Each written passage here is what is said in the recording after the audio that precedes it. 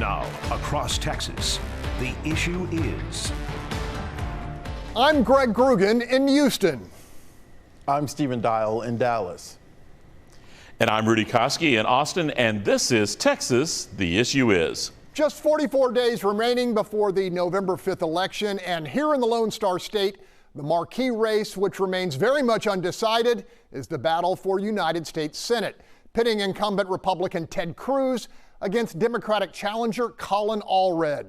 As both campaigns careen into the stretch run, my colleague Stephen Dial spoke with Allred while I sat down with Cruz.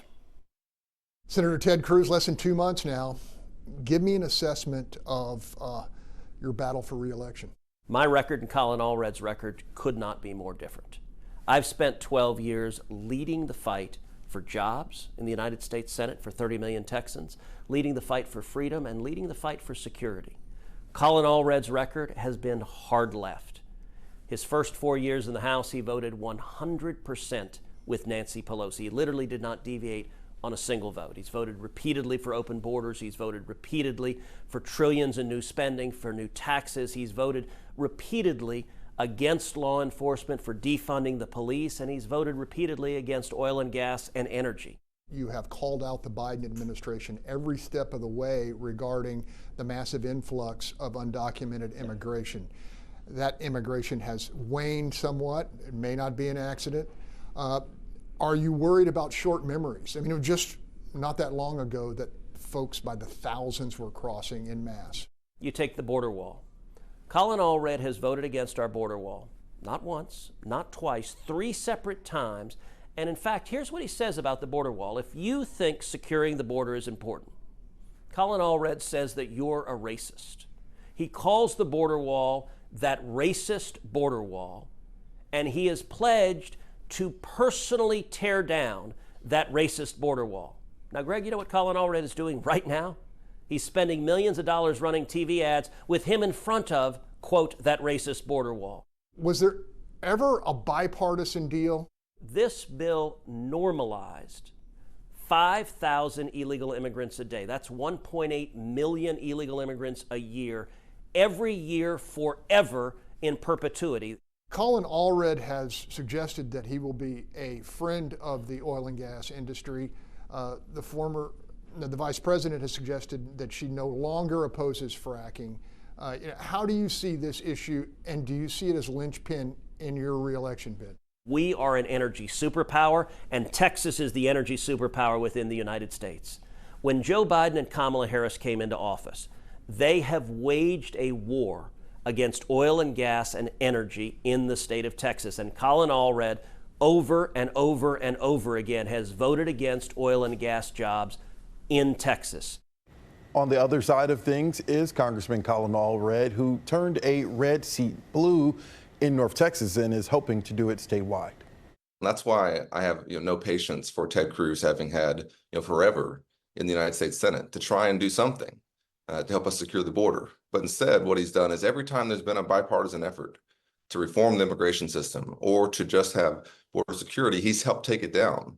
Whether that's in 2013, when Barack Obama and the Gang of Eight had a bipartisan effort to try and reform our entire immigration system, had billions of dollars for border security in that package. He took that one down. Or earlier this year, when we had $20 billion specifically slated for border security that no state would have benefited more from than Texas, and he took that down. Another ad that Cruz has recently used is him using the mother of a young woman in the Houston area who was killed. And basically, the ad is saying that they're blaming President Biden, Kamala Harris, and Colin Allred. Do you take offense to that? I am a parent. I've got a 3- and 5-year-old. All I can hope, myself personally, is that if we suffered a tragedy and lost one of our children, that we would try and turn that into action. I take offense at what Ted Cruz is doing, which is using a tragedy for his political gain, when he has been a part of stopping us from solving this problem. And I can't stress this enough, that he's had forever to work on this. Where's the Cruz bill? Where's the Cruz bill over the more than decade plus that he's been in the United States Senate? Why has he not been a part of the efforts to secure the border? Why does he always take it down whenever there is an effort? And he says it didn't go far enough or whatever. No, listen, that's not good enough. We have to act. And when you have a crisis, which we've had, you have to respond to it. how do you tighten that margin in this race, in your race? Do you lean on the momentum that the Harris campaign is having, or are you still trying to chart your own path? This is a very different race because it's a different stakes for us here in Texas. And so as much as that energy is important, there's a separate decision for Texans to make, which would be who is best positioned to be our senator for the next 6 years. And I think that we've seen that Ted Cruz's failed and divisive and extreme record is not what most folks want. And that's why he's in the position that he's in. Okay, fellas, my one-word description, contentious. Stephen, how about you?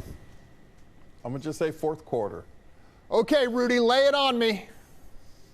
Greg, I liked your word careening, but I think my word's going to be flipping.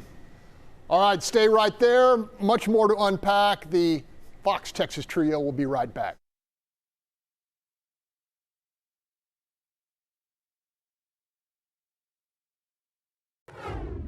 Welcome back. Cruz versus Allred with a powerful seat in the United States Senate in the balance. Clearly the focus of my conversation with the incumbent was two of the issues which form the foundation of his re-election bid, border security and the future of the fossil fuel industry in Texas. Rudy, in a state that hasn't elected a Democrat statewide in 3 decades, is that enough?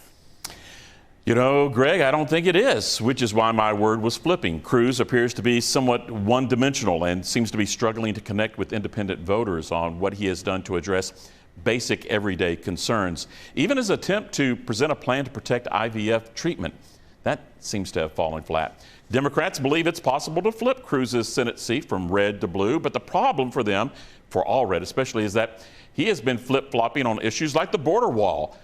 He's been flipping more than a fish at the bottom of a bass boat on Lake Travis. And the flipping strategy, of course, that started with the DNC leadership orchestrated their inside party coup that tossed out President Biden in his primary votes. So Harris and Allred have spent the past several weeks flipping on their voting records and their past statements, hoping independent and undecided voters won't notice that spin. And you know what? It's working, because Cruz, like Trump, has high negative polling numbers, and because the extreme hard right turn by the Texas GOP, Greg. All right, Stephen, based on the latest polls, this is a 4 or 5 point race with about 6 weeks to go. Sounds like Allred's best response on the immigration and border security crisis is to blame Cruz for failing to meaningfully reform a broken system during his time in office. Do you think that will resonate, or does he need to do more? I mean, this is ultimately going to come down to turnout, right? And so it's going to resonate with Democrats and maybe some moderates who are on the fence, in the sense that, yes, the Biden administration did nothing to stop the bleeding in the past 3 years, but there was a proposal from a very conservative member of the Senate, and it failed. And so Democrats are leaning on that and leaning into the border. We'll have to wait and see if it actually works. All right, Rudy, Cruz is trying to convince Texans Allred wants to leave trillions of dollars worth of our state's oil and gas wealth in the ground, killing hundreds of thousands of jobs in the process. Allred says he'll be a friend to all types of energy production. How significant is this issue to the overall race? Greg, that messaging certainly helped Cruz with his narrow victory over Beto O'Rourke at that last election that he had.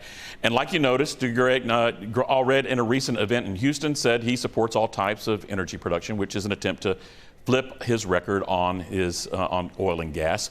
Allred also had to do some backtracking, promoting the endorsement that he got from an anti-fracking group. That said, this race may be decided simply not on voting records and flip-flops, but who has the best ad campaign. It's like Stephen said, this may be just about turnout. Speaking of ads, Stephen, the campaign ad featuring murder victim Jocelyn Nungari's mother blaming her daughter's death at the hands of predatory migrants on Allred and Democrats is hitting the air. How big is it? I mean, that's going to make a difference. I mean, the border is a top priority, not just for voters in this race, but this is Texas. It's a border state. It's going to make a difference, but I don't think people are going to make their decision based on ads. That's all the time we have. To see this episode, go to our station's YouTube pages. You can also visit our social media sites to continue the conversation. All right, same time, same place as we head into the final stretch before the presidential election. A lot at stake. Remember to let us know what you think the issue is.